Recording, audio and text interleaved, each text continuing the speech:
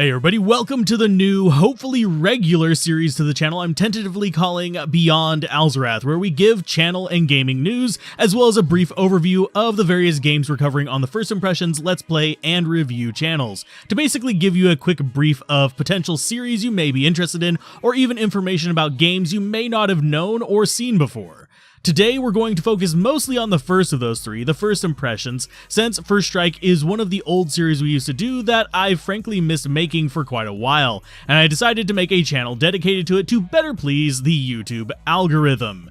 If any of the games interest you, you can find links to the videos in the cards of this video or in the end screen, and I'll try to keep this fairly consistent across these videos so you can quickly get to where you want to go. Anyway, let's jump on in. This past week, while we haven't launched any new Let's Plays other than the stream archive for the Amazon playthrough in Diablo 2 Resurrected, we have covered 4 titles on the First Strike channel. These would be Grim Dawn, Sands of Aura, Astria Ascending, and Guild of Dungeoneering Ultimate Edition, each of which brings its own bit of fun to enjoy across the genres. First off, Grim Dawn is an action RPG many of you are likely very familiar with. We even did a Let's Play of it a few years ago before the Forgotten Gods expansion released. A lot of improvements and changes have occurred to it in that time, and I decided to give it a second look because they're actually finally making the migration to allowing console play on Xbox for it. This also meant controller support, of course. Overall, I would say the controller support is on par with Diablo 2, good enough but far from perfect. But the skills lend themselves better to this type of control for sure. This is also one of a handful of games that are absolutely on the shortlist for learning and creating guides for, but due to its age, it may fall a little further down on the list. Next up, we have Sands of Aura, in early access nonetheless, but it is another game that Diablo fans may want to keep an eye on, especially if you also enjoy games like Dark Souls or Blasphemous. Sands of Aura is an isometric action RPG with combat more reminiscent of Souls combat, with dodging, parrying, attack combos, but also includes a weapon-attached special attack mixed with elemental modifier systems for attacks such as casting fire and stuff like that. Oh, and there's also sailing on sand ships and discovering new areas, which is actually pretty fun and well done. While not as grimdark as other games in the genre, it still seems to be developing into an interesting world of corruption, and despite being early access, it does have a very enjoyable few hours of gameplay already.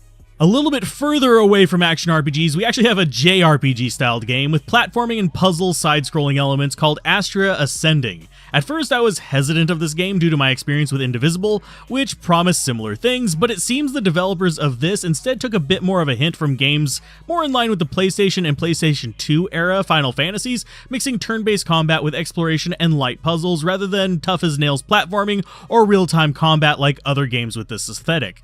So I'm glad I tried it, and while I wouldn't put it as even potentially being my game of the year or anything like that, it would definitely scratch that itch if you're looking for a reasonable quality turn-based RPG that you haven't beaten yet that actually has some decent world transitions. And last up is Guild of Dungeoneering, that recently released Ultimate Edition. This is a game we've played through the base version of way back whenever it did its original release, and I decided to revisit it since it's been forever and they were nice enough to email me. And I do remember actually having fun with it as well.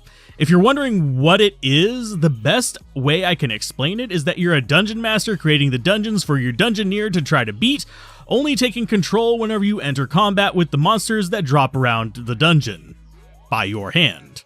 It's a very interesting concept, and while there were a few copycats over the years, very few have really captured the energy of the original, and it is quite fun. That said, I know this was a relatively short summary. It's the first episode though, and as we get things more into like a regular swing on all these other channels, there will be a lot more interesting things placed in these videos, and as we approach 10,000 subscribers, you can expect news about potential shirts, art, or if I can find a good on-demand service for them, maybe some gaming peripherals. We'll see how that goes.